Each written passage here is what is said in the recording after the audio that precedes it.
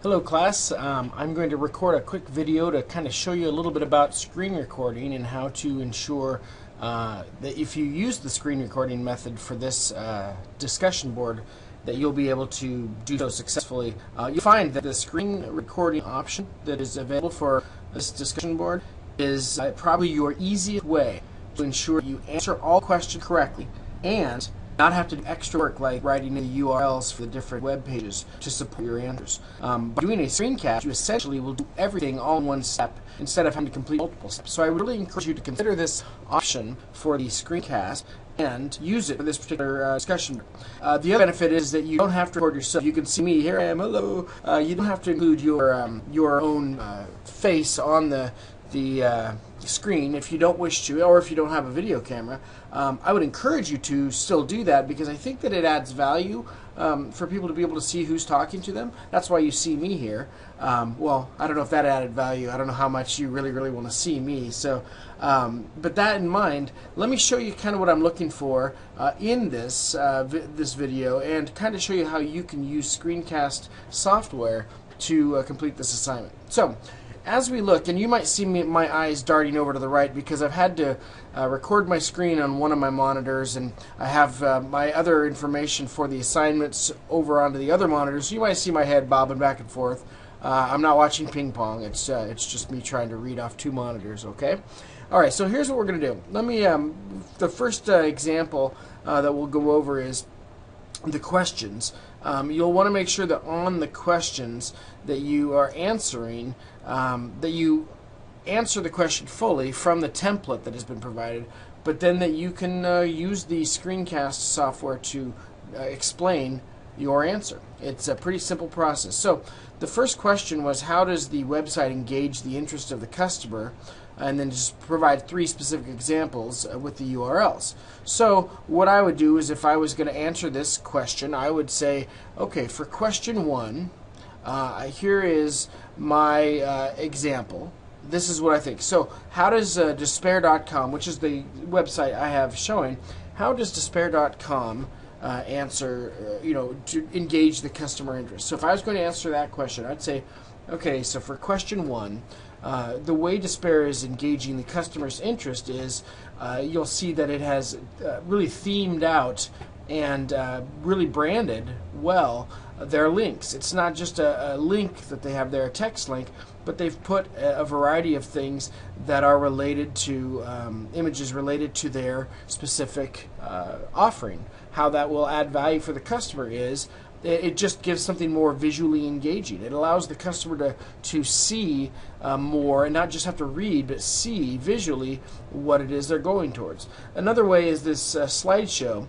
While slideshows are pretty commonplace on most websites, you can see that a big part of what Despair is trying to do is have a little fun at the expense of the motivational poster industry. So they're showing examples, and the face on that one guy, let me go back to him real quick. I'll go backwards here. As he's reading the book, you can see that that's not really what you would expect to see for selling, but they're trying to make the satirical point that motivation is kind of silly and is not really a part of true motivation. Now, let me pause for a moment here. What I'm doing is I'm articulating kind of very briefly. I would want you to actually go into more detail than I have just given, but for the sake of brevity, that's just kind of an example of how you can interact with the web page and how you can then use the web page to be your explanation. Make sure though that you provide substantive responses to the questions. So don't expect the web page to do the explaining for you. You use the web page as a visual aid to your explanation. That is a key point that you cannot forget. Now you'll notice, if you'll follow my mouse up here, that in the process of explaining how this icons up here adds value and customer interest, you'll notice that my URL was always in full display. So if I, as the instructor, am going to look at this answer to this question, I don't have to go looking for that. It's already there, and you have saved the step of having to type that in to the discussion board. So that's a really nice little time saver for you. Okay, so let me pause the video for a second here. So what I'm going to do now is I'm going to show you the next step. I'm going to go on to the next question. Let's say I've answered the first question fully. I've given my 3 examples. I've provided a beautiful explanation about why this is the case, and then you know, why they're engaging the customer. And so now you've been so impressed. Now I'm going to move on to the next question. So I would say, if I were going to start the next segment after pausing my video, when I came back from my video pause, I would say question 2. The way that the website demonstrates commitment to the customer is this. And then I would go on to explain what that is. Maybe it's something that I'm really impressed with about the shopping cart. Maybe it has a relationship to the sales. Maybe it's related to their shipping and returns policies, customer service, things like that. Maybe it's just simply their own poster. You know, this kind of maybe speaks to the value that they see in their customers. So this is a joke, obviously, but what I want to get across to you, though, is that what you need to do is you need to show me on the web page, and you'll notice that I already had pre-selected a number of the tabs, and the way to do that is just simply to right-click on it on a link, open it in a new tab, and there you see it's loading right there.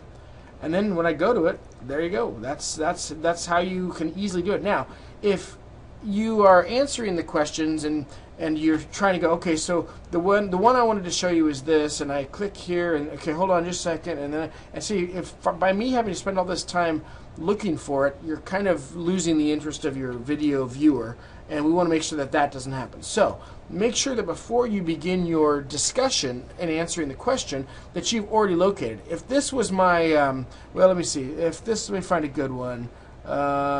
This one right here, I love this. My son got me this in a glass one year for Christmas.